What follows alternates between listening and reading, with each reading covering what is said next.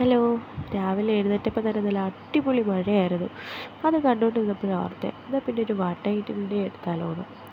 അത് രാവിലെ ഇവിടെ ചപ്പാത്തിയായിരുന്നു. എനിക്ക് ചപ്പാത്തി കഴിക്കാനായിട്ട് തോന്നിയില്ല.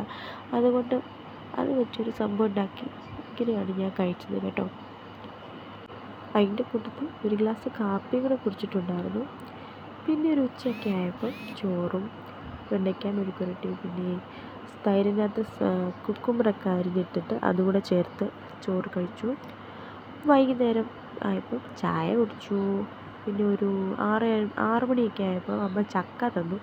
ആ ചക്കയുടെ 2, 3, 4, 5, 6 ചുളയൊക്കെ കഴിച്ചിട്ടോ. ചക്ക കണ്ടാൽ നമ്മൾ വിടത്തില്ല, അതുകൊണ്ട് അത് കഴിച്ചു. പിന്നെ രാത്രി ആയപ്പോൾ ചോറ് കഴിക്കാൻ തോന്നിയില്ല, അതുകൊണ്ട് ഗോതമ്പ് ദോശയും പിന്നെ ഉരുളക്കിഴങ്ങ് മെഴുക്കുവരട്ടി എന്ന് പറയുന്നതിനെക്കാട്ടിലും ഉരുളക്കിഴങ്ങ് കുഴച്ചതെന്ന് പറയുന്നതായിരിക്കും നല്ലത്. ഇച്ചിരി വെന്തുപോയി.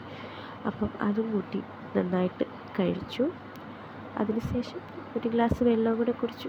അപ്പം അത്രയേ ഉള്ളൂ. ബൈ, ടാറ്റാ.